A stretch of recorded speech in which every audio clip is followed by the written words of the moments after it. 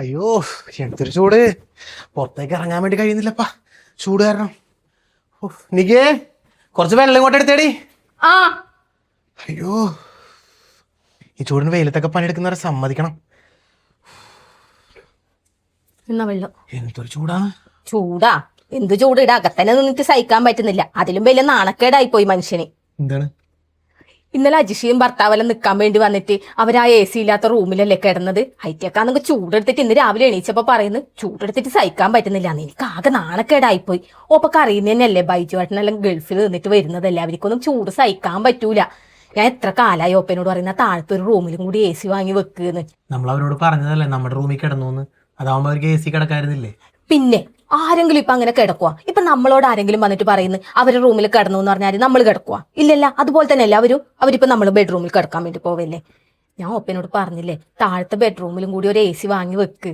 അതാവുമ്പോ നല്ലതല്ലേ, ആരെങ്കിലും ഇങ്ങനെ വരുമ്പോ ചൂടെടുത്ത് കിടക്കണ്ടല്ലേ ഈ ചൂടത്ത്. ശരി തന്നെയാണല്ലേ, ഒരു എ സി നമുക്ക് വാങ്ങാല്ലേ. എന്നാ പിന്നെ നല്ല കാര്യം. നമ്മുടെ ബെഡ്റൂമിലെ ചേസിന്റെ EMI ഇപ്പൊ തീർന്നതല്ലേ, എന്നാ പിന്നെ EMI ഒരു എ സി എടുക്കാം നമുക്ക്.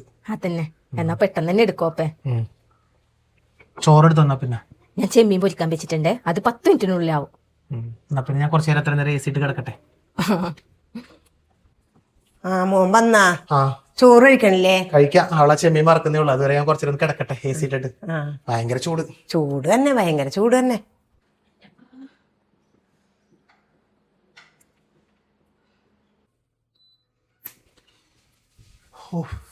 റൂമിൽ കയറി എ സി ഇടുമ്പോ ഒരു ആശ്വാസം ഉണ്ടപ്പോ.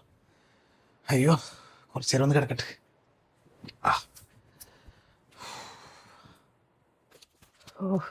ഓരോ വർഷവും ചൂട് കൂടിക്കൂടിയാണ് വരണത്. ഇങ്ങനെ പോയി എന്ത് ചെയ്യുവോ ദൈവമേ. മതി, ഇപ്പൊ തന്നെ നല്ല തണുപ്പുണ്ട്. 22 ഇട്ടിട്ടുള്ളത് നല്ല തണുപ്പ്. തണുപ്പുണ്ടല്ലേ. ഇത് നമ്മുടെ റൂമിലുള്ള ഏസിനെക്കാട്ടും നല്ല സാധനമാണ്. അതെല്ലേ.